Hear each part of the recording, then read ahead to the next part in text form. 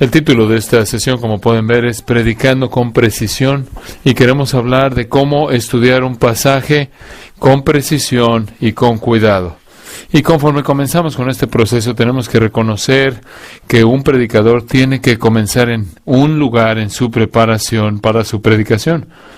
¿Cómo puede él estudiar el texto con precisión y cuidado para que predique con precisión?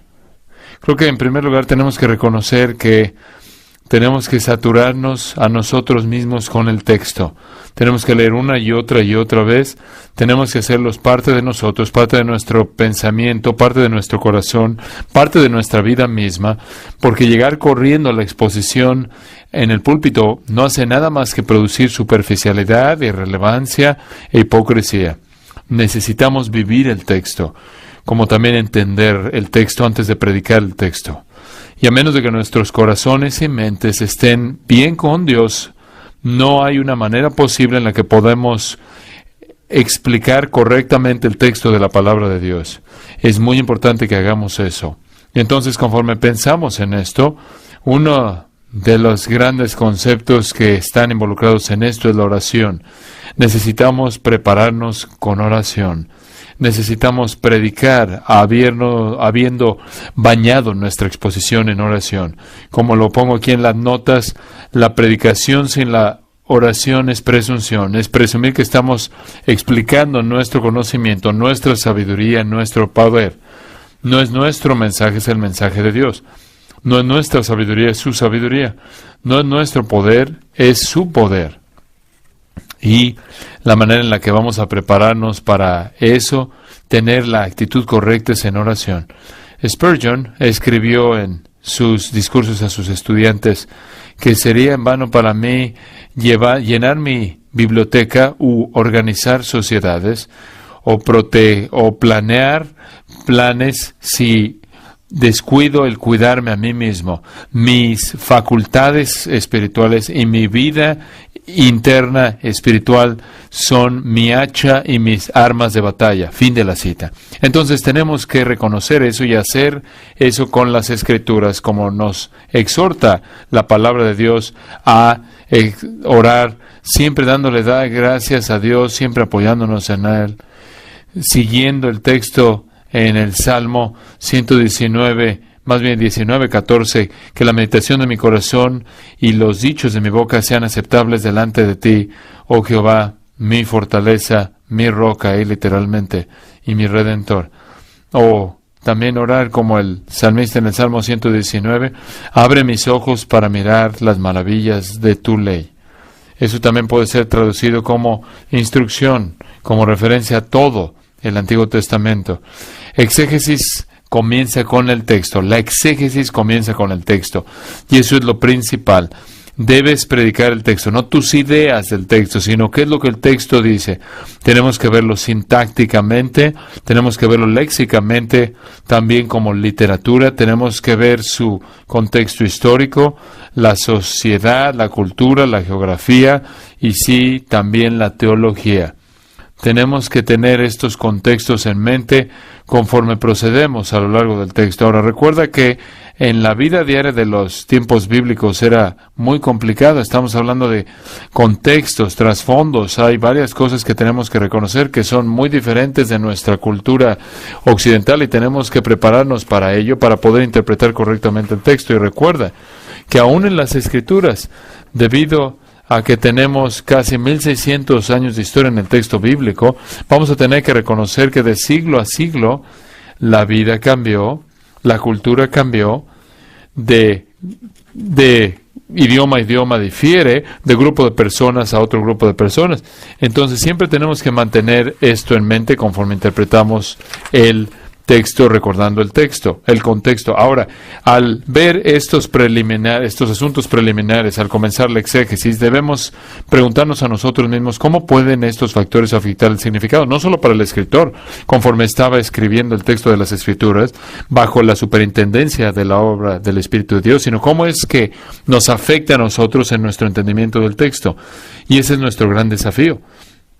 Porque estamos viendo un libro que es nuevo en un sentido, pero muy antiguo en otro sentido. tiene un contexto en sí mismo, y si lo entendemos dentro de su contexto, podemos descubrir de una mejor manera cuáles son sus implicaciones para nosotros el día de hoy. Conforme vamos avanzando, tenemos que resistir la tentación simplemente de ir construyendo una serie de estudios, sea que usemos páginas tamaño carta, una base de datos, computador, lo que sea, o tarjetas. Tenemos que resistir la tentación de meramente catalogar o simplemente relacionar o simplemente coordinar la información, arreglarla en diferentes categorías. Tenemos que resistirnos. Lo que necesitamos hacer es entender el texto. Tenemos que examinar, evaluar, tenemos que asimilar y tenemos que interactuar con el texto bíblico. Y tenemos que hacerlo de una manera coherente, expositiva, en la que de esta manera comunicamos a los que estamos enseñando. Esto tiene que ser sintetizado y aplicado. Y por lo menos visto las implicaciones, vi las preguntas y respuestas del Dr. MacArthur y su distinción entre la exposición y la implicación. Y tenemos que asegurarnos de que tomemos esas implicaciones del texto y las examinemos tanto teológica como pragmáticamente. Conforme estamos viendo esto, quiero sugerir un método exegético. Es el procedimiento que yo enseño en los cursos de la Biblia hebrea. Este es el proceso de exégesis que nosotros seguimos, que yo enseño en nuestras clases de exégesis en hebreo. En primer lugar, leemos, traducimos. En segundo lugar, observamos. En tercer lugar, identificamos. En cuarto lugar, examinamos. En quinto lugar, resolvimos. En sexto lugar, evaluamos. Consultamos. En séptimo lugar, evaluamos. Y los voy a llevar de la mano a lo largo de cada uno de estos pasos. Y quiero que entiendan esto, que no hay un método en sí que diríamos, esta es la manera en lo que lo tienes que hacer, síguelo paso 1, paso 2, etcétera. Hay diferentes maneras. El Dr. Thomas tiene un procedimiento de 7 pasos también, si mal no recuerdo, pero es un poco diferente en un par de sus facetas y son un poco diferentes de las mías.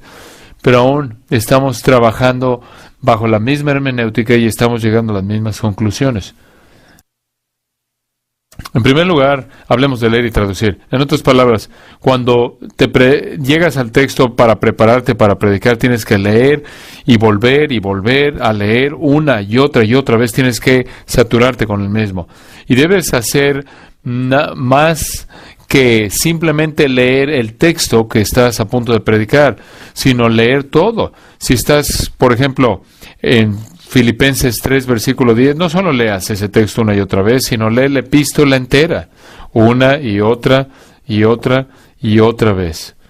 Si estás enseñando en Isaías, sé que es mucho más largo, pero por lo menos si estás en la segunda mitad, lee la segunda mitad una y otra vez. Si estás en la primera mitad, por lo menos lee la primera mitad una y otra vez, pero es mejor aún si puedes leer todo el libro una y otra vez, aunque únicamente estás seleccionando un texto. Porque lo que estás buscando es estar saturado con la manera en la que el profeta Isaías habla la unidad del mensaje, cómo interactúa y se relaciona con el resto del libro. Si conoces los idiomas bíblicos, lleva a cabo una traducción preliminar.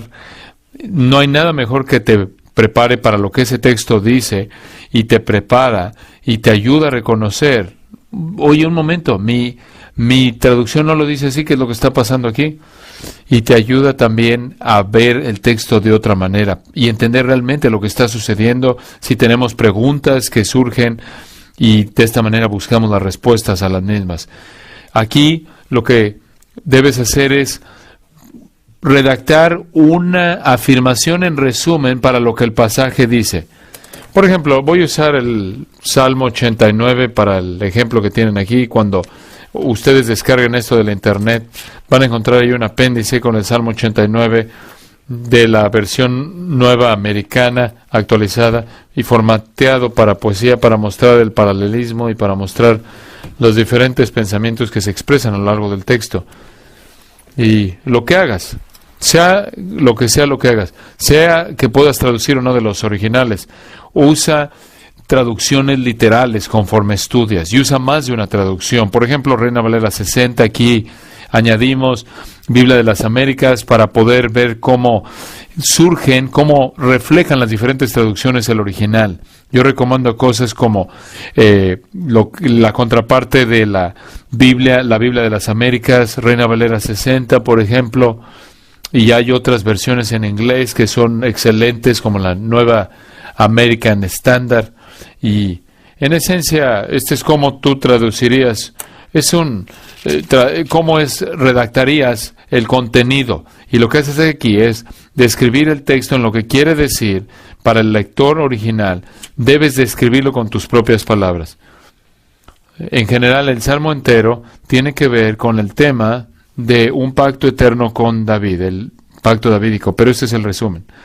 Dios hizo promesas de pacto permanentes de amor leal y de fidelidad a David y a sus descendientes. Las circunstancias, no obstante, a lo largo de este salmo indican la disolución aparente de la monarquía davídica contraria a esas promesas, dejando al salmista confundido y desanimado. Ese es el resumen del texto.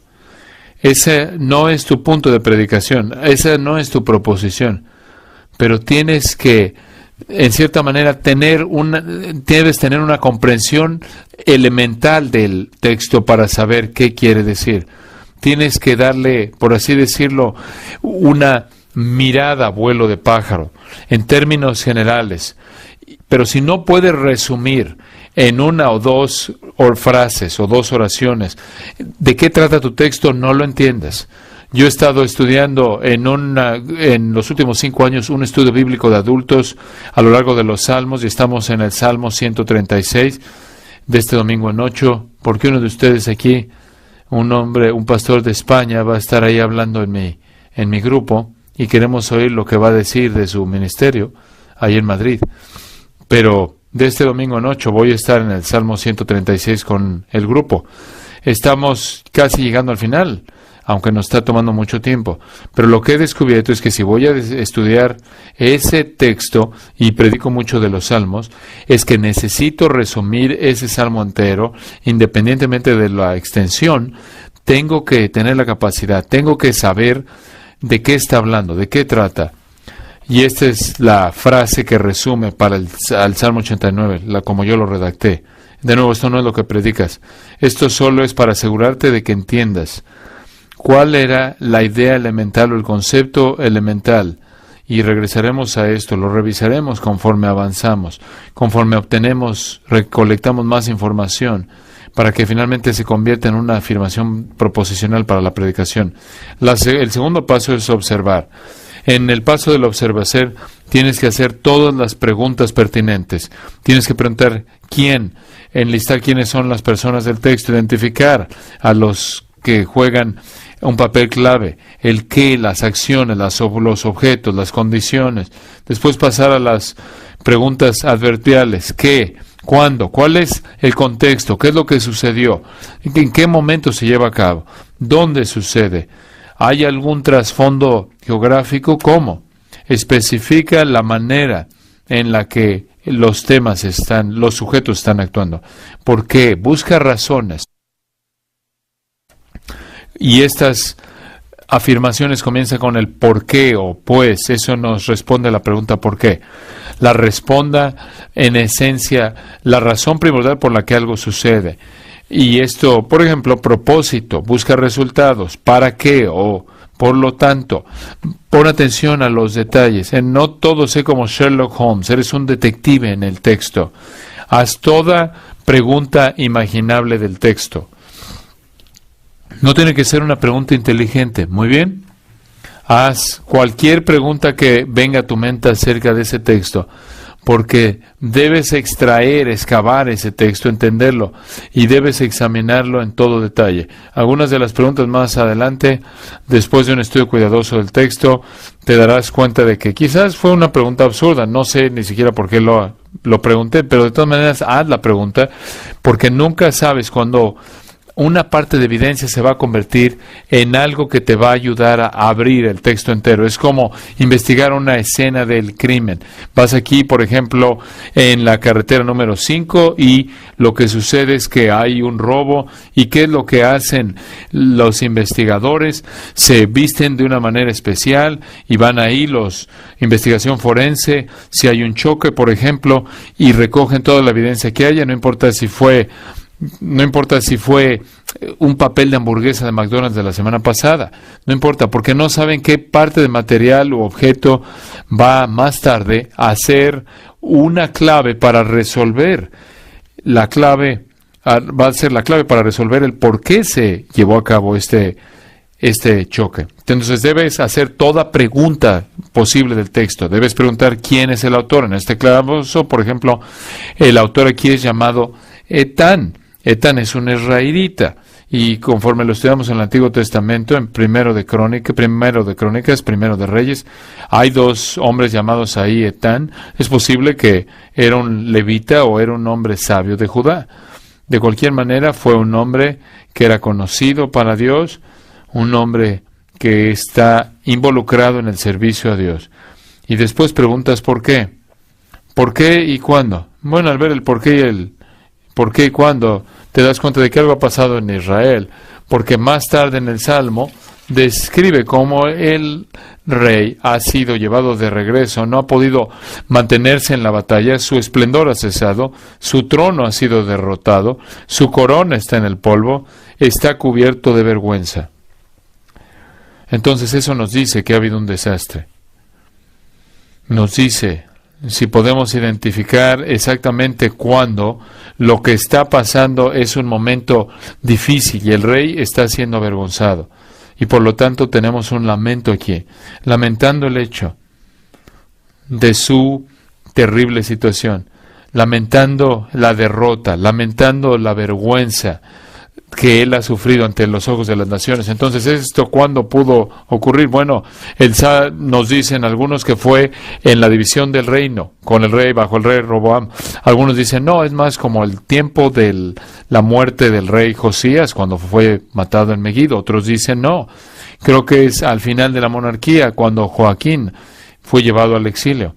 Ahora, no hay manera en la que a partir del texto podamos establecer de manera clara cuál de estos acontecimientos se están llevando a cabo, y esto sucede con frecuencia en los salmos. Hay un contexto insuficiente, entonces, ¿qué hacemos con eso? Bueno, no descansamos en ninguno de estos, simplemente reconocemos que es este tipo de desastre del que estamos hablando, el cual, en primer lugar, no tenemos idea, pero no es importante que sepamos, de otra manera Dios nos hubiera dado todos los detalles.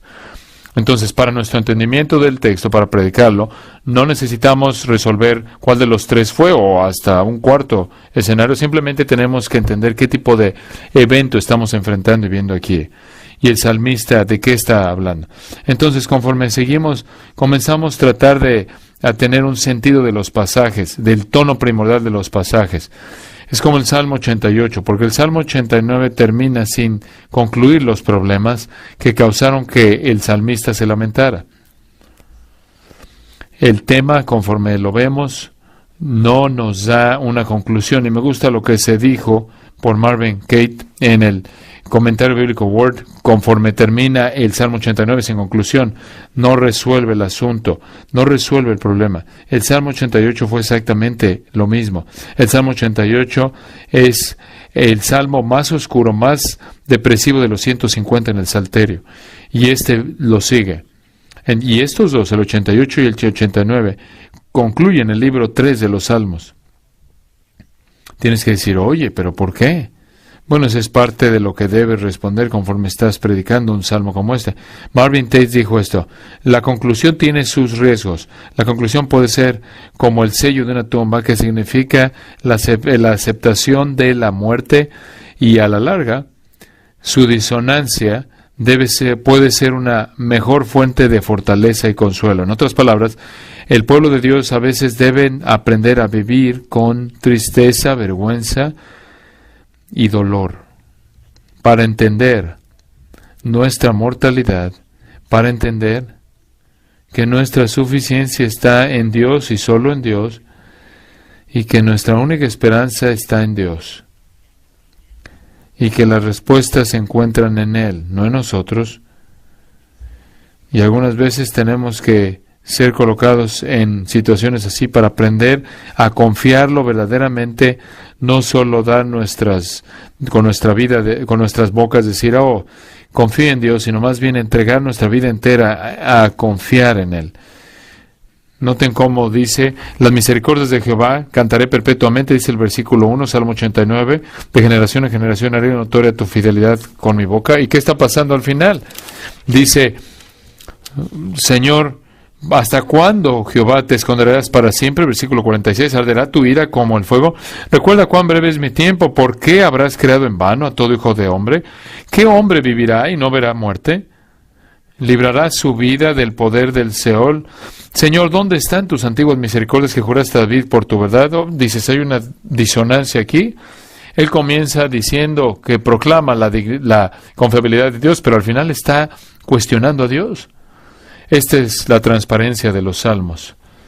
Son intensamente humanos, porque estos son hombres que exponen sus ideas, sus corazones, pensamientos a Dios, expresan su sentir a Dios. Ahora entonces debemos entender algunas cosas para regresar y pensar en cómo revisar nuestra afirmación preliminar, nuestro resumen preliminar. ¿Qué quiso decir el texto a los destinatarios originales? Bueno, recordemos esto. ¿Cuáles son las implicaciones? Dios no miente en sus promesas, las cuales Él ha concedido a David y a sus descendientes. Por lo tanto, entonces, ¿qué? Puedo creerle a Dios. El salmista expresó sus sentimientos de manera abierta con respecto al mensaje, acerca del mensaje que envió a Israel, a la dinastía de David y también a los testigos, a los enemigos que rodeaban a Israel, lo difícil que era aceptar que se había dividido el reino y estaban viviendo momentos difíciles. Estaban viviendo momentos muy difíciles. Noten cómo comenzamos aquí a alterar el resumen inicial y cómo estamos hablando más de implicaciones acerca de cómo vivimos. Estamos hablando de implicaciones teológicas y prácticas conforme refinamos el resumen inicial. En tercer lugar, vayamos a la identificación. Necesitas analizar el texto palabra por palabra y frase por frase. Necesitamos asegurarnos de que leemos tantos comentarios como sea posible. El doctor MacArthur decía 25 comentarios, era lo que estaba escudriñando. Conforme estoy yo leyendo a lo largo de los salmos, comencé con 13, llegué a 18 y ahora añadí algunos cuantos más y estoy acercándome a 25 comentarios en los salmos. Y encuentro lo mismo que les dijo. Conforme analizas los comentarios, muchas veces terminas diciendo, ¿y entonces qué? No aprendí nada. No me explicaron los problemas que ven en el texto, no respondieron ninguna de mis preguntas, no tuvieron nada que ver con las implicaciones, pero ocasionalmente vas a encontrar un comentario con una afirmación ahí que se va a quedar contigo porque es fiel al texto y debes recordarlo y te ayuda a pensar. Desafía tu manera de pensar, te ayuda a analizar. Quizás un comentario te ayudará a traer los problemas que no vimos en el texto. Pero dicen que hay un problema aquí. No sabía eso, no sabía que había un problema aquí. Vamos, lo buscamos y decimos, bueno, creo que lo leí muy rápido, ¿no es cierto? Entonces nos hace pensar que estamos interactuando con los comentaristas. No es que estamos buscando citas maravillosas de ellos porque no las vamos a encontrar todo el tiempo. No es que vamos a encontrar un buen bosquejo en ellos, no es que vamos a encontrar todas las respuestas a todos los problemas en ellos, pero es hierro con hierro aguzándose, son los catalizadores que nos ayudan a pensar a lo largo de este texto para examinarlo. Debes usar los mejores comentarios exegéticos y en un momento les vamos a dar una sugerencia de ellos. Debes mantener un registro preciso de dónde encuentras tus citas claves, apuntas el autor y el número de página. Debes usar diferentes herramientas lingüísticas, por ejemplo, tu léxico hebreo o el nuevo diccionario internacional de exégesis y teología del Antiguo Testamento. Y de la mano con estos comentarios exegéticos, no ignores los otros tipos de comentarios. en los Salmos no ignoras, por ejemplo, el tesoro de David de Spurgeon. Dices, oye, pero eso no es muy exegético. ¿Y qué no acaso él a veces, de manera evangelástica, aplicó el texto de maneras que no lo haríamos? Algo que he aprendido de Spurgeon es que él hizo su exégesis. Él vio el hebreo. Él revisó el hebreo. Él leyó todos los comentarios que habían disponibles. Y al final de cada salmo, él da un compendio de los mejores comentarios de los comentarios de su época. Y muchas veces tienen que ver directamente con el hebreo. Pero lo que es maravilloso acerca de Spurgeon es que es un hombre que, como decía el doctor MacArthur en la mañana, era un minero de palabras. Esto es, él era una persona que sabía expresar las cosas de tal manera que cautivaba a la gente. Y tenemos que ser también nosotros hombres que explican claramente la palabra de Dios, y podemos aprender mucho de Spurgeon. Cuando empiezas a leer el tesoro de David, empiezas a encontrar muchas de esas implicaciones teológicas y prácticamente que él ha afirmado en maneras que francamente son memorables. Puedes tratar de decirlo de otra manera y puedes fracasar porque lo ha dicho de una manera tan buena. Por ejemplo, James Montgomery Boyce, su volumen de 3, su exposición de los salmos de 3 volúmenes es maravillosa. Claro que no es exegética en su naturaleza, es expositivo, pero de nuevo, si lo lees cuidadosamente y has estado en el texto, tú sabes que hizo su trabajo de exégesis. Simplemente no lo presenta en el púlpito, no usa el hebreo en el púlpito, en un sermón. Él está hablando a la congregación que no conoce, gente que no conoce hebreo y quiere hablarles en su idioma, en inglés, y quiere que ese concepto sea claro. No trata de confundirlo, causar dificultad usando términos, y alguien le está ahí pegando a su esposa o dándole un codazo diciéndole, ¿qué quiere decir eso? Y finalmente se dieron cuenta de que no era inglés, era hebreo, y ya acabó el pastor, ahí el primer punto, y se perdieron de eso. ¿De quién es el problema ahí? ¿De la persona en la banca o del predicador? No, es la culpa del predicador porque él causó la distracción. Entonces tenemos que quitar esas distracciones y hablar de una manera clara y simple en el idioma de la audiencia. Conforme estás haciendo tu estudio aquí y revisas los comentarios, ves que en el versículo 19, 20 en el hebreo, dice ahí en Reina Valera 60, entonces, en otra versión es de antes, es una palabra clave porque ayuda a abrir una nueva sección importante del Salmo. Y después, allá adelante en el versículo 38, comienza con más tú. Esto es lo que llamamos una cláusula disyuntiva. Este es un contraste en el hebreo. En el hebreo es la conjunción wow con un no verbo y está proveyendo un contraste. Pero con frecuencia están iniciando una nueva sección o concluyendo una sección previa. Este es el punto importante cuando llegas a esto en el texto. Debes poner atención a esto, te ayuda a dividir el texto. ¿Cuáles son algunos de los mejores comentarios? Bueno, estas son las series de comentarios que yo recomiendo. El comentario Baker del Antiguo Testamento, que ahora está disponible en los Salmos. También el Golden Gate de los Salmos, Gesed, Cantar de Cantares, Logman. También Eclesiastes. Esos son buenos comentarios. Todos tienen sus debilidades y sus fortalezas. Yo me molesta mucho Golden Gate, porque he leído mucho de lo demás y sé lo lejos que está en muchas áreas de la interpretación correcta, pero Ges, por ejemplo, no. En el Cantar de Cantares, si quieres un tratado exegético del Cantar de Cantares, si quieres saber qué dice el hebreo, compra el de Gesed. Te va a ayudar. Si quieres predicar el texto, entenderlo, ve por el comentario Tyndale del Antiguo Testamento o el de Dwayne Garrett del Nuevo Comentario Americano, o te vas al comentario del expositor. Pero los que he enlistado aquí son los primordiales. Buenos, sólidos comentarios exegéticos. Los juegos exegéticos. Ahora, ¿acaso estoy diciendo que son los únicos comentarios que hay? No, recuerda, en ocasiones un comentario individual, aislado, puede ser el mejor comentario del texto que puedas encontrar. Por ejemplo, toma el Cantar de los Cantares. Cantar de Cantares. Craig Glickman hizo su tesis de maestría en teología en el Cantar de los Cantares, acerca de Cantar de los Cantares. Probablemente es el mejor lo he usado como el manual de estudio para retiros de parejas, para enseñarles a lo largo de Cantar de los Cantares y enviarlos los envío a su cohabitación para que como esposo y esposa lean el manual. Y él hace un exégesis del texto y hablo de las implicaciones para ellos como pareja. Está muy bien hecho y no alegoriza el texto, lo ve de manera tal como ha sido escrito. Veo comentarios como John Moyers, el comentario de John Moyers de Isaías.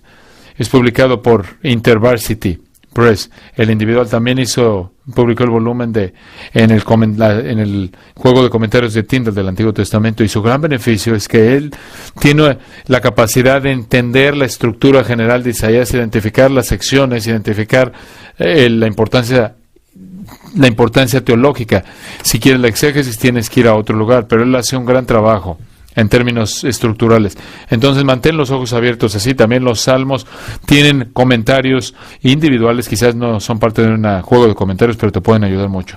Entonces busca los mejores comentarios, y al hacerlo, la manera en la que vas construyendo una biblioteca, especialmente en estos días con la economía como está, conforme vas predicando a lo largo de un libro, comienza con 5 o 6 buenos comentarios, y cada mes, cada un cierto número de meses, compra otros comentarios. Si predicas de un libro cada semana diferente, de un libro diferente cada semana, vas a terminar endeudándote, porque estás por todos lados. En cambio, si te mantienes en un solo libro, compras los mejores comentarios, por ejemplo, para Filipenses, y después vas añadiéndolo, pero si quieres 4 libros esta semana para Romanos y la semana que entra para Isaías, esto francamente causa un caos. Y también para tu presupuesto, para tu biblioteca, para tu predicación, para la continuidad, para la enseñanza. Si te puedes mantener en un libro por un rato, no tienes que pasar 10 años en uno, puedes pasar 13 semanas en uno. Puedes hacer un panorama de un libro como Isaías y cubrirlo en 6 semanas para darle a tu congregación un entendimiento sólido de lo que está ahí, para que sepan qué encuentran ahí. Hay muchas maneras en las que puedes hacer esto, pero entre más tiempo pases ahí, puedes de esta manera ir comprando libros de una manera en la que tu esposa lo va a valorar. Muy bien.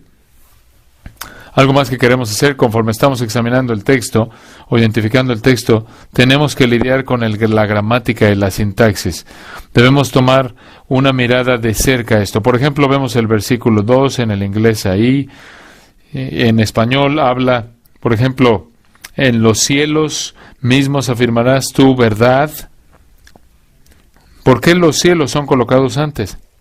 Son colocados antes para dar énfasis, la palabra ahí en el hebreo. Es una exposición, es lo que llamamos un nominativo absoluto, se enfoca en eso. Este es el punto focal, punto central. Y en el Salmo 89, a lo largo del Salmo 89, lo ves que el punto central de atención aquí es el cielo, porque los cielos ilustran el hecho de que el pacto de Dios es eterno, siempre y cuando haya cielos, luz, cielo, sol y luna, Dios va a ser fiel a David. Entonces aquí diría, por ejemplo, en cuanto a los cielos, tú afirmas tu fidelidad ahí. Pon atención al orden de las palabras, el empleo de las palabras enfáticas a lo largo del texto. Una palabra enfática aquí es el segundo pronombre aquí. Noten, pronombre en segunda persona, cuando dice, en los cielos mismos afirmarás tu verdad. En los versículos 9 hasta el 12 hay pronombres enfáticos. Tú mismo, ningún otro. Tú dominas el mar. Solo tú, Señor. Tú aplastaste. Tú quebrantaste. Esto es enfático. Y si no encontramos ese énfasis, si no lo vemos, perdemos el énfasis, cómo está concentrándose en Dios. Y no lo tienes en español porque no lo refleja en español, no lo expresa, que es enfático aquí. Tienes que ir al hebreo donde ves ese pronombre que está ahí, que es superfluo, es separado del verbo, el verbo ya está ahí, ya tiene el sujeto ahí en el tú, pero aquí está este pronombre adicional, y esto es para hacerlo enfático. Es el Señor únicamente, la atención se centra en Él, en lo que Él está haciendo. Él y solo Él hace estas acciones, gobernando soberano sobre Israel y sobre toda la creación. Cada uno de estos son temas enfáticos de los verbos respectivos. El antecedente para cada uno de ellos es el Señor mismo.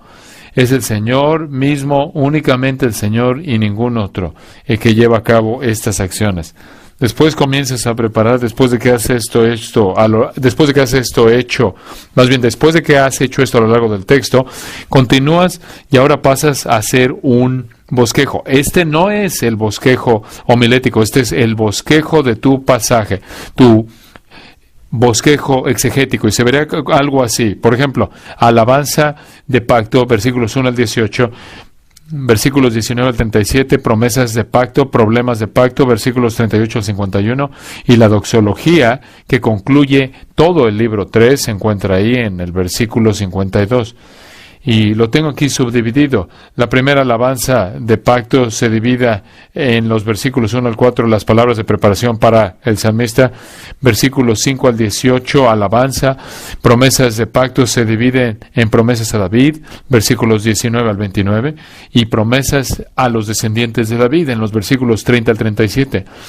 Problemas de pacto.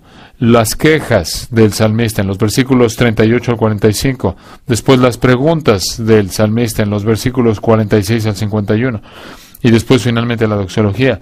Entonces, este es el bosquejo del pasaje. De nuevo, estamos buscando estructura, organización, estamos buscando ver cómo dividiremos el pasaje. Todavía no estamos llegando a nuestro bosquejo de sermón. Ahora, puedes hacer eso como bosquejo de sermón.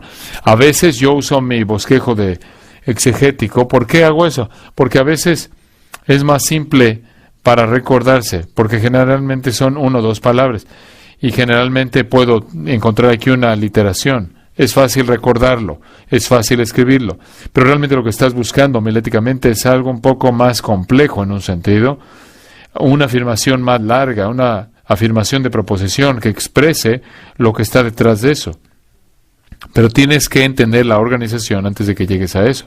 Por eso comienzas con un bosquejo de exegético. Ahora pasemos a continuación a las expresiones. ¿Cuáles son? ¿Qué tipo de herramientas de lenguaje usa aquí? ¿Qué quieren decir? Esto es, ¿qué es lo que los destinatarios originales entendieron? Por ejemplo, cuando hablamos del gobierno, cuando hablamos, ¿qué tipo de frases coloquiales quizás usan? Por ejemplo, cuando hablamos de que el gobierno emitió un papel blanco, ¿acaso realmente literalmente el gobierno escribió un papel blanco y lo dio? No, quizás fue dado verbalmente por el presidente o por uno de sus secretarios o alguien en su gabinete. Un papel blanco es una frase que se refiere a una declaración oficial gubernamental. Puede estar en un papel blanco, puede estar en un papel rosa, verde, o quizás puede ser simplemente algo verbal o algo electrónico. Entonces, lo blanco y el papel no tienen nada que ver. Eso es simplemente una frase. Esta es una frase en donde las partes no tienen significados en sí mismos. El significado es totalmente separado. Y es difícil identificar frases así en una cultura antigua, en un idioma antiguo, pero tenemos que hacer el esfuerzo. Por ejemplo, en el versículo 43 se hace la frase, el filo de su espada. Esto quizás no se oye como una frase que no sea literal. Esto se entiende, esas palabras realmente tienen el mismo significado. Pero el hebreo no dice eso. Esta es la interpretación de los traductores de la frase en hebreo. El hebreo literalmente dice la piedra o quizás el pedernal de la espada o de su espada. ¿Qué quiere decir eso? No puedes tomarlo y hacerlo de algún tipo, el mango de la espada como del rey Arturo o algo por el estilo. No, esto apunta al hecho de que la espada de ese entonces tenía una punta filosa por un pedernal que estaba constituida, la punta era un pedernal que estaba afilada y estaba incrustada en hueso, en madera, y el filo que se usaba era, la parte filosa era el filo que se usaba. Obviamente es una frase que expresa algo. Esta espada pudo haber sido metálica para los reyes en la descendencia davídica. Ya no usaban ya no usaban este tipo de herramientas, pero también nos ayuda a entender por qué hay una discusión de esto en los comentarios, por qué hay una diferencia de comentario y de traducciones también. Y vamos a otra, por ejemplo, la palabra alma. Automáticamente pensamos, bueno, ya entendemos eso, todo el mundo entiende lo que un alma es. ¿Acaso estamos seguros de que entendemos igual como lo entendieron los hebreos? Los hebreos no entendían el alma como algo que alguien poseía, que ellos tenían, sino que más bien era lo que eran ellos. Es lo que la persona es, no lo que la persona tiene. Es el alma en el concepto hebreo. Y entonces, cuando estamos hablando del alma, estamos hablando de todo acerca del individuo. Estamos hablando de sus emociones, sus pasiones, lo que lo motive, sus apetitos, la fuerza de su vida y todo eso. No estamos hablando de algo que tiene, estamos hablando de algo que él es. Y entonces, cuando leemos en el versículo 48 esa palabra alma y nos dice, ¿qué hombre vivirá y no verá muerte? ¿Librará su vida del poder del Seol? Eso dice, ¿quién librará su alma? No es un alma como si el cuerpo no estuviera salvado. En este contexto está hablando de la persona entera.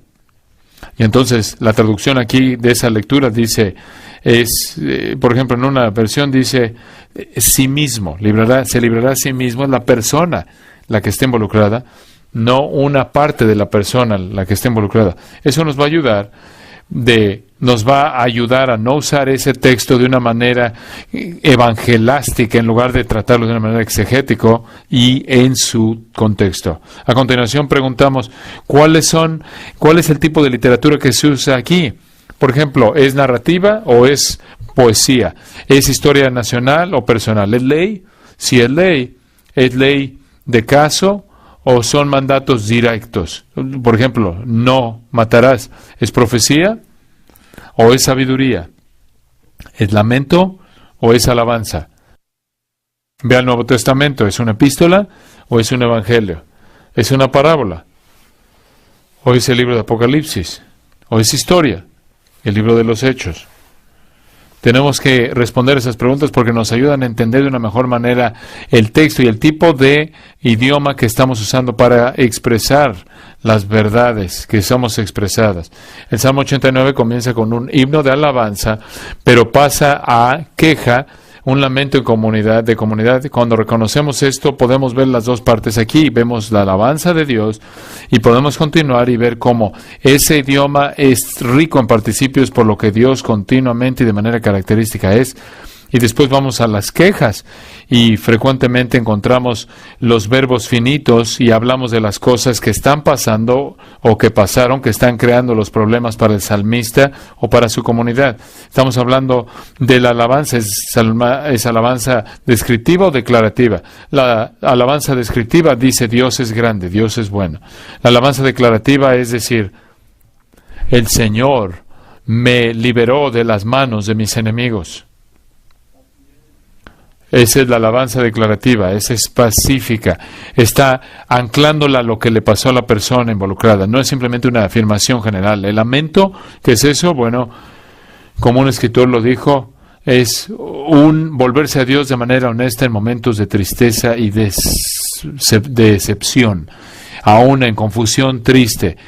Por ejemplo, el lloro se volvió lamento, el lloro se convirtió en canto. Por ejemplo, ¿qué otras herramientas literarias se están usando? Por ejemplo, a veces a través de los quiasmos podemos entender el énfasis del pasaje, como un diálogo se usa aquí para explicar la historia. Veamos en el versículo 6 un quiasmo, se llama quiasmo porque es como la letra griega chi. Esto es porque es una cruz, entra y sale. Es como una cruz. Y tienes, por ejemplo, una A y una B. Inviertes el proceso y sales del proceso, B y luego A. A veces se llama esto por ejemplo, un tipo de figura de sobre, a veces un espejo, figura de espejo. Me gusta ese reflejo de espejo. A todos nos gusta ver bebés, ¿no es cierto? Y cuando ves este bebé que se está viendo en el espejo, ¿dónde está el punto focal en esa imagen? ¿Está en el pañal? No, solo si eres la mamá y estás preocupada porque algo se vea, pero todo mundo, el resto de la gente es la cara. Cuando le ves esta cara a cara en el espejo, es una imagen quiástica, es un reflejo de una imagen. Y así como en la imagen del espejo, así en las Escrituras, cuando ves en el quiasmo, en las Escrituras, son los elementos centrales, los que son en donde está el énfasis. Entonces aquí no son los ángeles ni los cielos el énfasis, sino en la incomparabilidad de Dios. En el punto central. Único solo Él es Dios. Él está por encima de todos, es Dios. Él es el punto focal en un quiasmo. Repetición. En el Salmo tenemos misericordia, usado 7 veces en el Salmo. Mejor la podemos traducir amor leal, como algunos lo hacen. Tienes fidelidad 7 veces, tienes para siempre 7 veces. Y entonces tienes que hacer preguntas como, ¿acaso para siempre quiere decir para siempre? Y si es así, entonces, ¿por qué Dios aparentemente no está cumpliendo sus promesas a David? Y entramos en todo este asunto. Para siempre es definido en el Salmo. Versículo 4, quiere decir a todas las generaciones. Versículo 29, quiere decir como los días del cielo. El versículo 36, como el sol antes de mí. En el versículo 37 quiere decir como la luna. Siempre hay. Es algo permanente, en otras palabras. El contexto aquí de para siempre es el concepto de permanencia. La promesa de Dios es permanente, no ha sido abrogada, sino que en términos definitivos será cumplida. No quiere decir que siempre será cumplida conforme avanzas a lo largo de las épocas del tiempo, sino que quiere decir que en últimas será cumplido. Y por lo tanto, esa es una de las claves para entender el Salmo 89. Tus estudios de palabras, debes llevar a cabo un estudio de palabras para cada palabra que es crucial para el texto. Escoge esas palabras clave. Mantén en mente que hay muchas palabras que no tienen una mina de verdad, de oro. Como dijo el Dr. MacArthur, en muchos comentarios se encuentra nada más roca. Minas y excavas rocas. En muchos estudios de palabras tienes que excavar y excavar hasta que encuentras un diamante. Entonces no bases tus predicaciones en una colección de estudios de palabras. Los estudios de palabras están ahí para ayudar tu exposición. No deben ser la exposición los estudios de palabras. La exposición es la afirmación proposicional de las Escrituras mismas. ¿Qué es lo que dice? ¿Qué es lo que enseña? ¿Cuáles son sus implicaciones? Las palabras son meros vehículos para ayudarnos a entender eso. No son la verdad en y en sí mismas. En sí mismas, más bien. Entonces podrías saber que esta palabra de amor, de misericordia, es literalmente la idea de amor leal, amor constante, leal. Podrías saber que este es un término de pacto y podrías ilustrarlo a tu congregación diciendo que es la misma palabra que usas para hacer referencia a los judíos asídicos, los ortodoxos, los que traen los que tienen los rizos, por ejemplo, los que están ahí en el aeropuerto, que están ahí y están rebotando, orando y tienen los sombreros negros y demás. Esos son los que están comprometidos con Dios, están dedicados a Dios, son leales a Dios y lo muestran y los muestran externamente. Esa es la misma palabra que se usa de ellos, que es usada aquí de la misericordia. Es esa idea de lealtad, de compromiso. Puedes predicar un mensaje de eso, pero entonces ¿qué? ¿Qué tiene que ver con el Salmo 89? ¿Qué tiene que ver con el Salmo 89? Es que Dios es el que está comprometido y es leal. Él va a cumplir sus promesas. Y en 2 de las ocurrencias, en el plural, se refiere a aquellos que son los leales, aquellos que son los fieles, aquellos que son los creyentes, los están reflejando, como en el versículo 19. Por ejemplo, has hablado en visión a tus leales. Esto es conforme Dios ha sido leal al creyente, así el creyente es leal a Dios, comprometido. Y es un término importante, nos ayuda a entender mucho, pero ese no es el mensaje.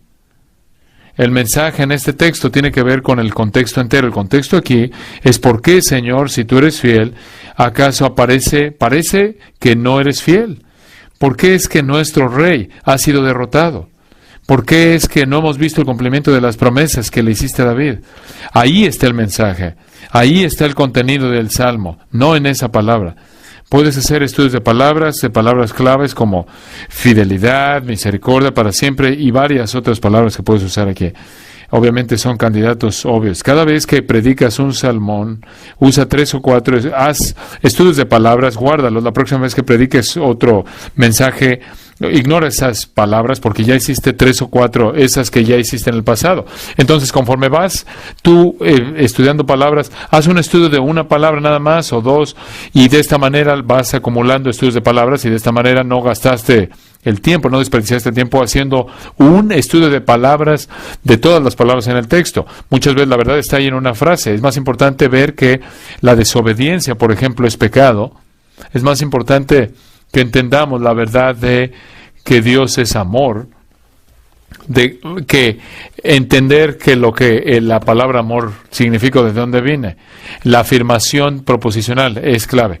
¿A dónde vas para encontrar palabras, estudios de palabras? Por ejemplo, el estudio de palabras del Antiguo Testamento, también 2 volúmenes de Moody, fue publicado en los 90s, es un excelente trabajo.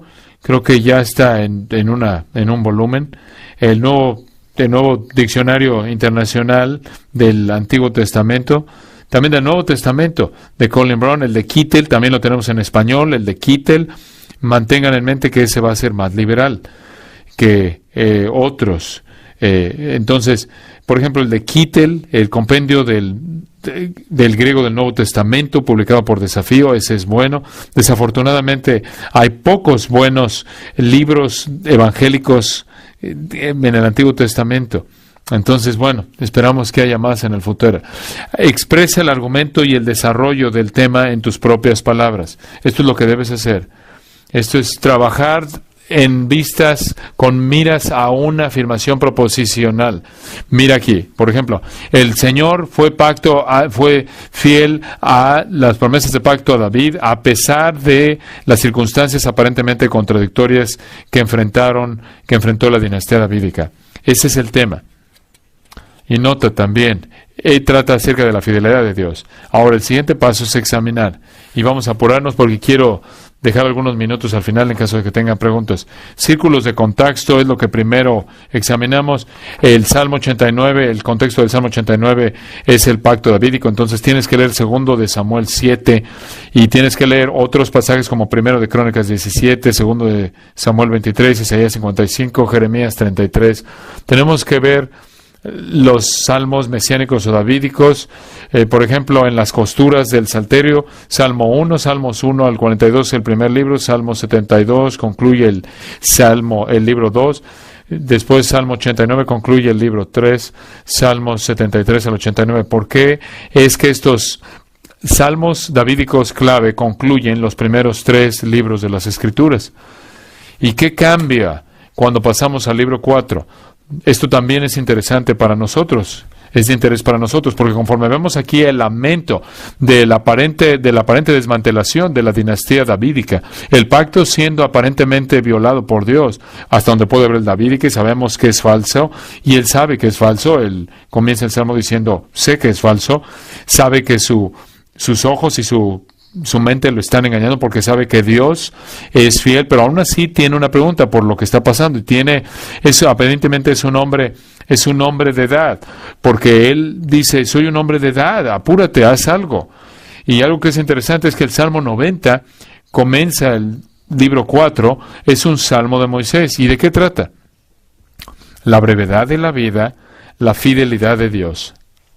Y lo que sucede aquí es que tienes un cambio. El libro 3 ha estado describiendo la crisis en la fe de Israel debido a las circunstancias en las que ellos se colocaron debido a su desobediencia.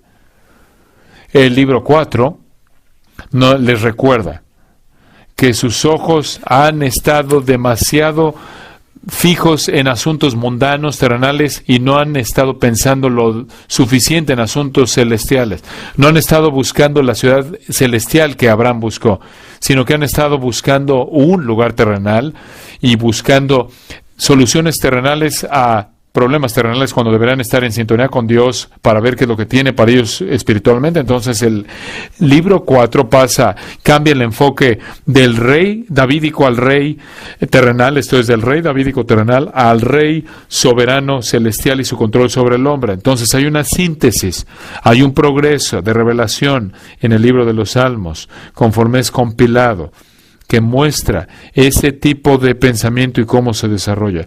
Parte se debe a que por lo menos los primeros 3 libros son salmos davídicos y probablemente están arreglados, están ordenados de acuerdo a lo que David dijo y están encomendados al cuidado de su hijo Salomón. Él se encargó de esas cosas y están ahí, entonces en esencia son históricos. En su tiempo, en su cronología, son los que están más adelantados, cuando Salomón está ahí metido y ya no son cronológicos, pero estás viendo salmos que lidian con asuntos reales que enfrentaron en su vida en la tierra.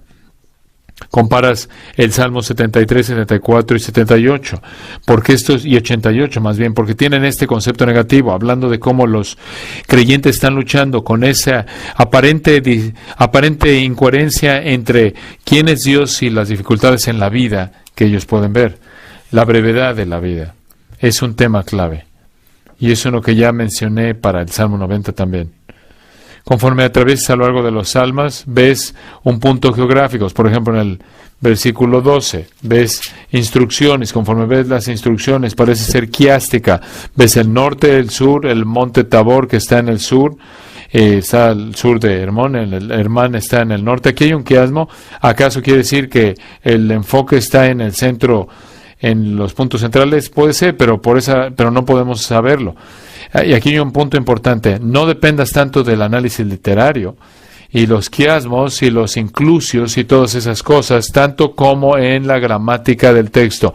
Nunca dejes que la literatura, que las herramientas de literatura oscurezcan las afirmaciones claras de las Escrituras, porque a veces, con frecuencia, la literatura del texto, las herramientas literarias no son más que algo secundario, y lo importante son las afirmaciones que encontramos ahí en el texto, sin tener ninguna verdad independiente, o más bien dependiente de esos aspectos literarios. Entonces mantengan esto en mente. Por ejemplo, cuando habla en el versículo 27, cuando está hablando de la relación de primogénito, en Éxodo está hablando de la relación de Israel con Dios, y los escritores del Nuevo Testamento toman este término y lo aplican a Cristo, y esto quiere decir que tienes que lidiar con el Nuevo Testamento también, en el Salmo 89 también, como en Lucas 1:30 al 33, cuando se le dice a María que será llamado el Señor Dios, le dará el trono de Dios su padre David. Como puedes ver, él está involucrado en este pacto davídico. Y hay elementos aquí en los que tenemos que pensar. Entonces, no podemos eliminarlo lo que encontramos aquí. Tienes que hablar de las implicaciones también. En esta evaluación también tienes que ver pasajes paralelos. Por ejemplo, el pacto davídico. Ya hablamos de los salmos mesiánicos. Debes consultarlos todos estos. Noten, número 5, paso 5, resuelve. Aquí enlistas las soluciones potenciales para los problemas de interpretación significativos que encuentres. Escoge uno como la solución preferida y compara lo adecuado que es con todas las otras soluciones potenciales. Y cuando llegas al púlpito, les dices a tu congregación: miren, aquí, esta es la solución que escogí, y si no puedo llegar a una conclusión, les dices honestamente, hay 2 maneras muy claras, válidas de aplicar el texto, de resolver, de interpretar este texto, pero hasta este punto, no puedo verlo claramente, estoy pidiendo al Señor sabiduría. Hay 2 soluciones posibles, y por ahora se las voy a presentar a ustedes, razones esenciales para cada posición, pero siempre tráelos de regreso, sea cual sea la que tú escojas, las que escogen. Esta es la verdad que se centra en el texto. No los dejes confusos, sino ciertos de lo que el texto está diciendo, aunque parte a veces no es claro a detalle. Nunca es un crimen decir no sé. De hecho, la mayoría de la gente descubro que se regocijan en eso porque dicen, no, entonces tú también luchas con algunos de estos problemas de interpretación, y les anima esto a estudiar la Biblia en lugar de depender en lugar de depender de ti para que tú lo resuelvas todo. Enlista las soluciones potenciales. Me atrasé aquí con las transparencias. Después, por ejemplo, el versículo 18, algunos lo traducen como una referencia a Dios mismo. ¿Realmente es una referencia a Dios o no? Ese es un problema. Tienes que resolverla. En el versículo 19 del Salmo 89, tienes ahí, cuando habla a tu santo, algunos lo toman singular, otro plural, aunque es forma plural en el hebreo. Por ejemplo, una versión lo traduce como tu santo, como la Reina Valera 60, y otra lo traduce como tus santos, plural. Si estás comparando traducciones, aquí tienes un problema, tienes que resolverlo. ¿Es singular o plural? Si es plural, ¿a quién se refiere? Si es singular, ¿a quién se está refiriendo? ¿Cuál es? Tienes que resolverlo. Tienes que resolver ese asunto. Esa es parte de tu responsabilidad en enseñarle a tu congregación. Versículo 25. Aquí vemos los ríos. Por ejemplo, noten, está hablando haciendo referencia también al río Éufrates. Es quizás una representación metafórica de un dominio mundial por parte del Mesías. Entonces tienes que ver eso. Tienes que ver algunos mapas, tratar de entenderlo, tratar de imaginarlo en tu mente a la luz de estos. ¿De qué mar está hablando? ¿De qué río está hablando? ¿Del mar muerto, el mar de Galilea?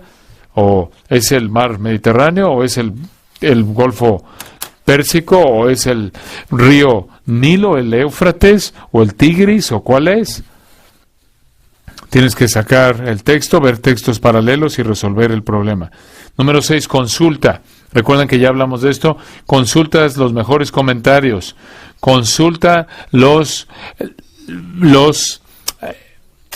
comentarios evangélicos conservadores para entender la interpretación y la aplicación, y ahorra los liberales para asuntos de historia, asuntos así.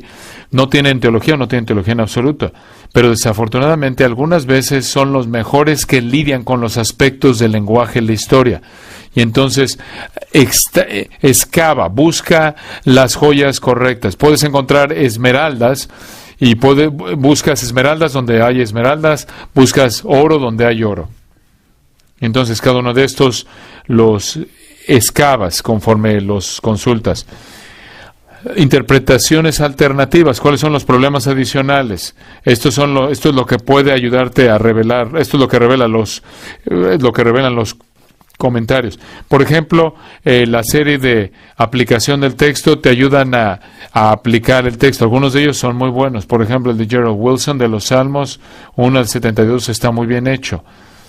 Ve, por ejemplo, cómo los comentarios buscan aplicarlo y hacen cómo resumen la doctrina de lo que enseña el texto. Entonces, cómo las implicaciones se relacionan a ellos. Nuestra audiencia vive bajo la autoridad del Nuevo Testamento, entonces ¿cómo va a impactar a un creyente del Nuevo Testamento? Pero recuerde que ambos tienen autoridad, y 2 Timoteo 3:16 dice que ambos son inspirados, exhalados por Dios y útiles para enseñar, redarguir, corregir e instruir en justicia, a fin de que el hombre de Dios sea perfecto, enteramente preparado para toda buena obra. Esto es Antiguo Testamento y Nuevo Testamento. Esto es ley y profecía también. Esto es ley y evangelio también. Esto es ley y epístola también. A menos de que vayas a negar lo que dice 2 Timoteo 3:16, 17 y cortarlo de tu Biblia. Es útil. Doctrina.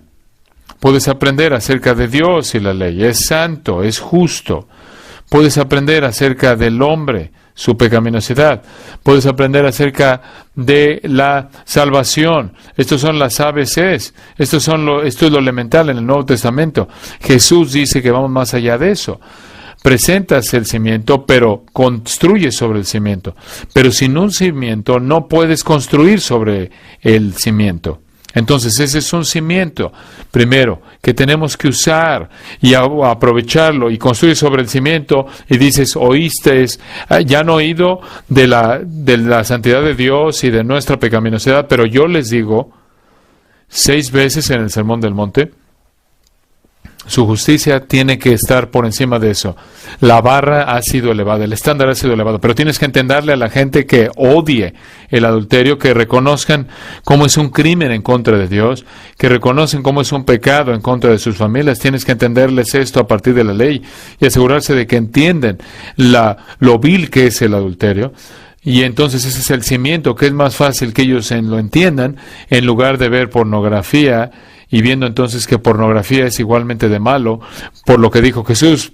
Os digo que si aquel que vio a una mujer para codiciarla ya cometió adulterio en su corazón, pero sin el cimiento no va a haber la convicción. Entonces, no descuides el Antiguo Testamento, no descuides la ley.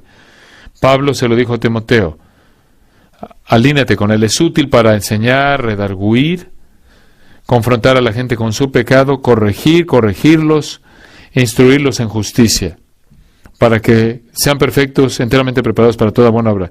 Los creyentes del Antiguo Testamento vivieron bajo la dinastía davídica, esperando al Hijo de Dios mayor, y el Nuevo Testamento es diferente, esperando a la segunda venida. Hay una semejanza aquí. Aún no se ha sentado en el trono de David, aún está sentado, por ahora está sentado en el trono de su padre. Todavía no es rey sobre el reino. Estamos esperando el reino venidero. Juan dijo que él lo esperaba. Sus colaboradores, sus consiervos, Pablo mismo lo vemos en Juan 21, el mismo Señor nos enseñó, venga tu reino, en Mateo 6, en la oración de los discípulos, venga tu reino, hágase tu voluntad como en el cielo, así en la tierra. Aún no está haciendo en la tierra como en el cielo. Les enseñó a los discípulos esa oración tan importante, y por lo tanto esto tiene razón para ayudarnos. Hablábamos de aplicación. El doctor MacArthur le gusta llamarlo implicación y hace una distinción entre aplicación e implicación. No tengo que definirlo, él ya lo hizo en la sesión de preguntas y respuestas. Entonces, nota, examina el pasaje teológicamente, buscando asuntos teológicos amplios o enseñanza. ¿Cómo puedes aplicar la enseñanza del texto a tu audiencia? Esta es la manera de aplicarlo, las implicaciones de este texto. Dios nunca miente. Él permanece fiel, aunque nosotros no permanecemos fieles. Por lo tanto, puedo creer en Él, y como dijo el doctor MacArthur, la aplicación ahí es que tú lo confíes en ¿qué? Tú confías en Él en tu vida, en circunstancias que estás viviendo, y yo no sé, así que no te puedo decir cuál es.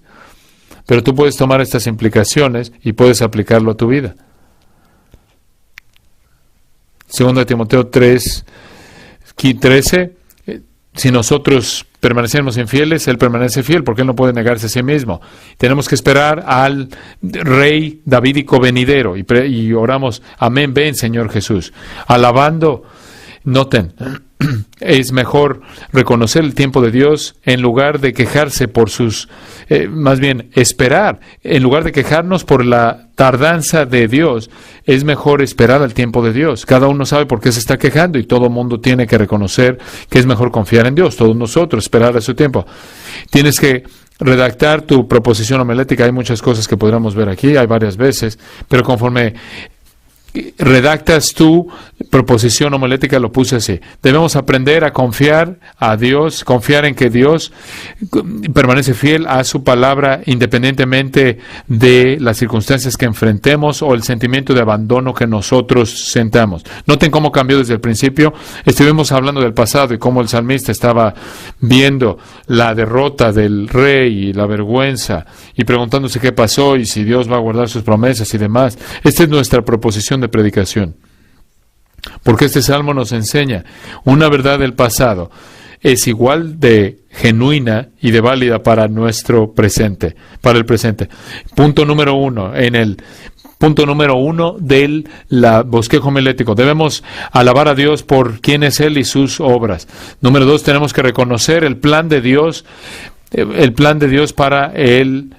el pacto davídico, porque es el fundamento del plan de Dios para nuestra salvación. Número 3, tenemos que confiar que Dios va a cumplir sus promesas para nosotros, a pesar de que las circunstancias en las que nos encontremos parezcan ser la antítesis de sus promesas.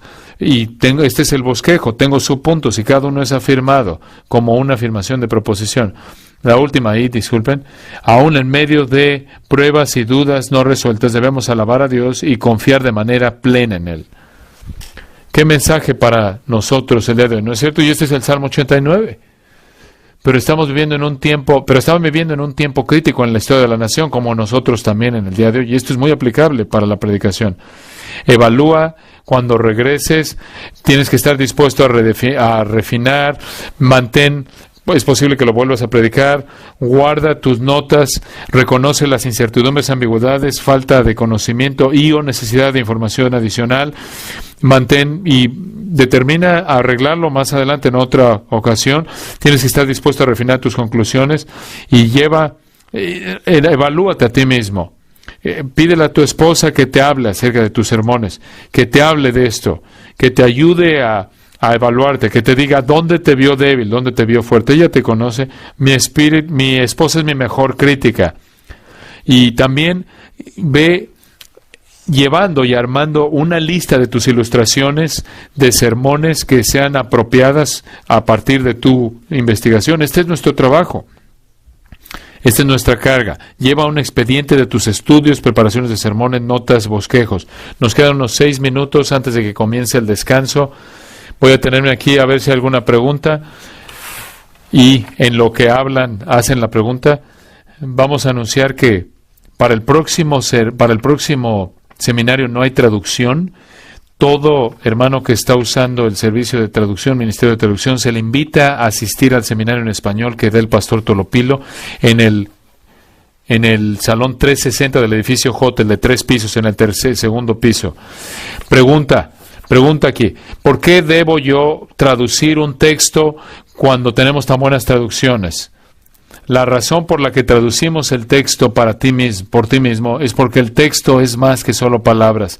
Son conexiones entre palabras, es sintaxis, son relaciones, gramática.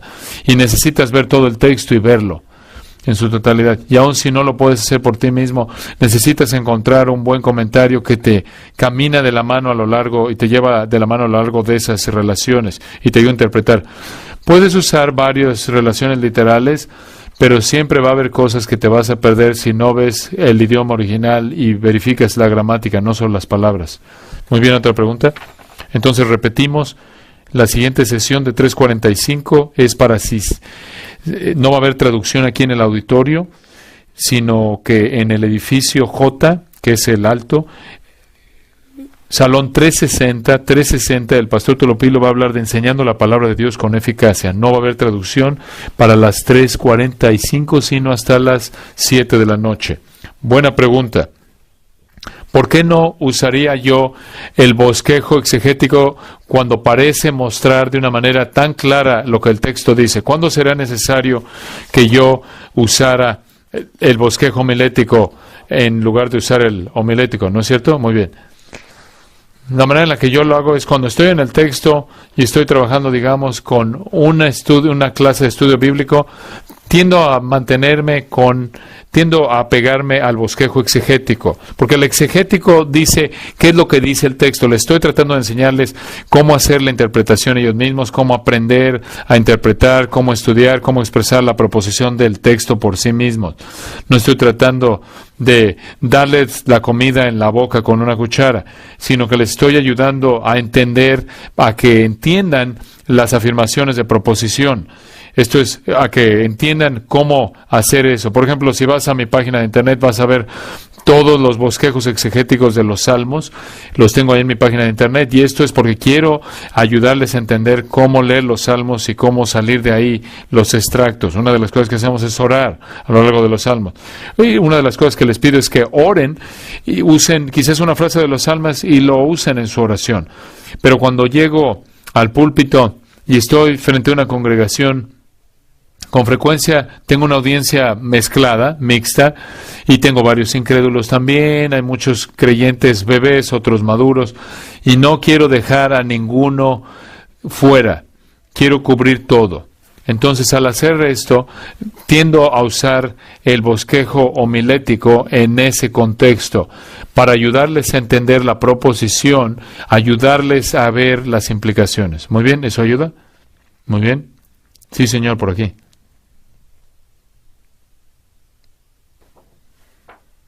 Muy bien. ¿Cómo es que el metro quina en Lamentaciones comunica la sustancia del libro? El metro quina, o el metro es el 3232, está desequilibrado ahí el lamento, la estructura literaria, pero creo que algunas veces la identificación de eso es cierto, pero de otra manera realmente es incierto. porque hay textos que obviamente no son lamentos que tienen el mismo metro. El metro es uno de estas áreas que hay aún desacuerdo entre los hebraístas, los expertos de hebreo. Realmente yo no me concentraría en eso, simplemente me concentraré en el hecho de que es un lamento. Dice que es un lamento, el contenido es muy claro y obvio, y después simplemente busco enseñarle a la gente. Es una de esas áreas de los puntos finos, técnicos, aspectos literarios, que quizás tú puedes estudiar y pensar, pero no es algo que vas a llegar a traer al púlpito. Muy bien, caballeros, acabó nuestro tiempo. Sé que han estado ahí sentados mucho tiempo, les agradezco su paciencia y gracias. De nuevo en el Salón 360, edificio J, dentro de media hora, 3:45, tenemos el seminario en español enseñado por el pastor Tolopilo. No va a haber traducción disponible para la próxima sesión, sino hasta las 7 de la noche aquí en el auditorio es la traducción. Por ahora, repetimos, Salón 360, edificio J, son bienvenidos en el seminario en español y a las 7 de la noche aquí estaremos de regreso con nuestra sesión general traduciendo.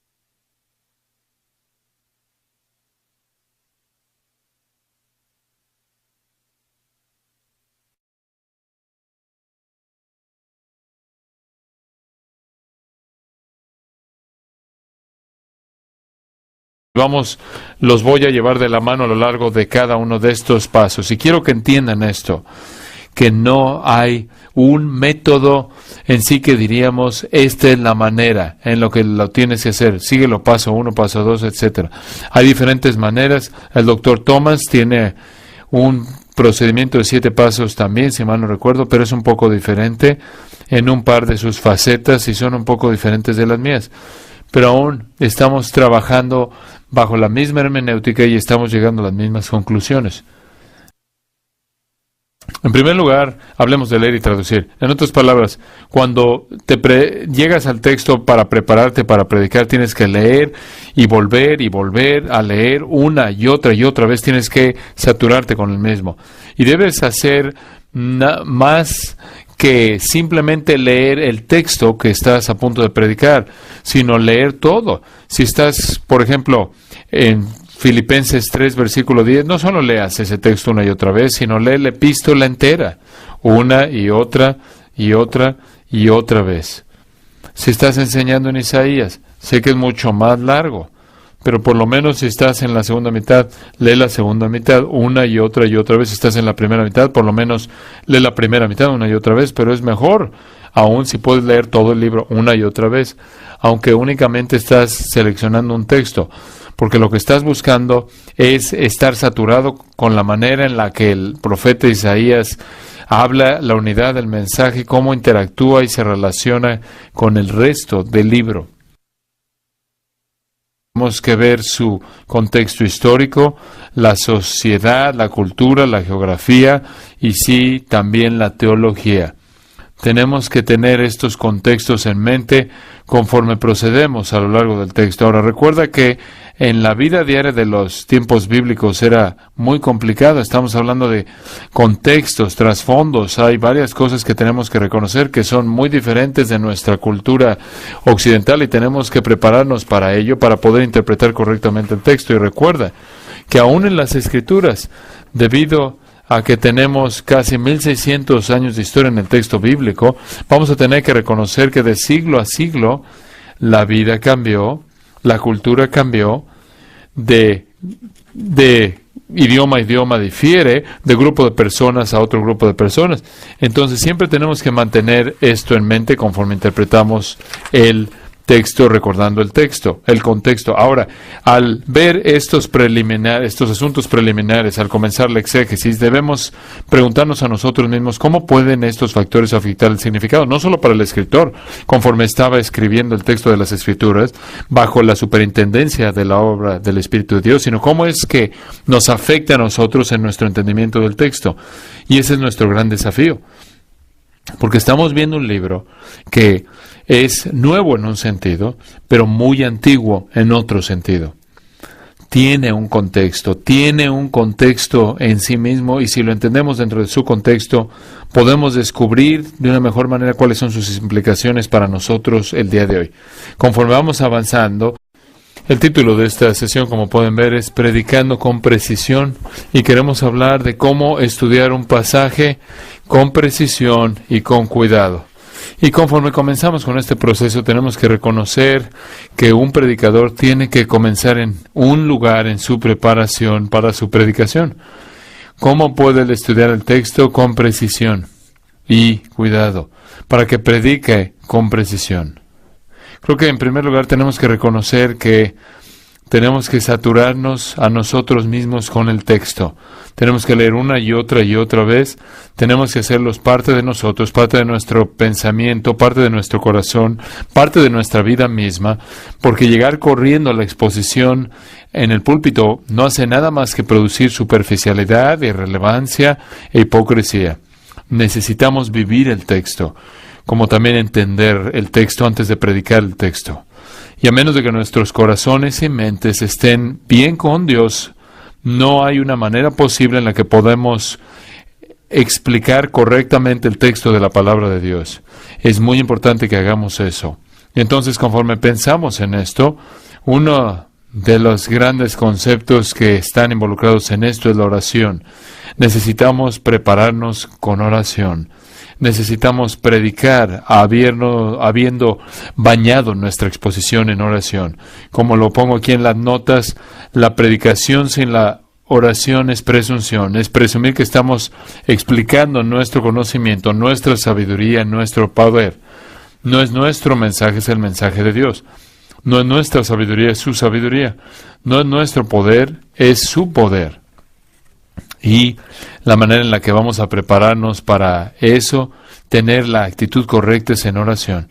Spurgeon escribió en sus discursos a sus estudiantes que sería en vano para mí llenar mi biblioteca u organizar sociedades o planear planes si descuido el cuidarme a mí mismo, mis facultades espirituales y mi vida interna espiritual son mi hacha y mis armas de batalla. Fin de la cita. Entonces tenemos que reconocer eso y hacer eso con las Escrituras, como nos exhorta la palabra de Dios a orar, siempre dándole gracias a Dios, siempre apoyándonos en Él, siguiendo el texto en el Salmo 119, más bien 19:14, que la meditación de mi corazón y los dichos de mi boca sean aceptables delante de ti, oh Jehová, mi fortaleza, mi roca, y literalmente, y mi redentor.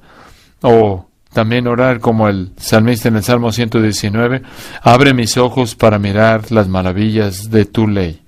Eso también puede ser traducido como instrucción, como referencia a todo el Antiguo Testamento. Exégesis comienza con el texto. La exégesis comienza con el texto. Y eso es lo principal. Debes predicar el texto, no tus ideas del texto, sino qué es lo que el texto dice. Tenemos que verlo sintácticamente, tenemos que verlo léxicamente, también como literatura. Tenemos que resistir la tentación simplemente de ir construyendo una serie de estudios, sea que usemos páginas tamaño carta, una base de datos, computadora, lo que sea, o tarjetas. Tenemos que resistir la tentación de meramente catalogar o simplemente relacionar o simplemente coordinar la información, arreglarla en diferentes categorías. Tenemos que resistirnos. Lo que necesitamos hacer es entender el texto. Tenemos que examinar, evaluar, tenemos que asimilar y tenemos que interactuar con el texto bíblico. Y tenemos que hacerlo de una manera coherente, expositiva, de esta manera comunicamos a los que estamos enseñando. Esto tiene que ser sintetizado y aplicado. Y por lo menos visto las implicaciones, vi las preguntas y respuestas del Dr. MacArthur y su distinción entre la exposición y la implicación. Y tenemos que asegurarnos de que tomemos esas implicaciones del texto y las examinemos tanto teológica como pragmáticamente.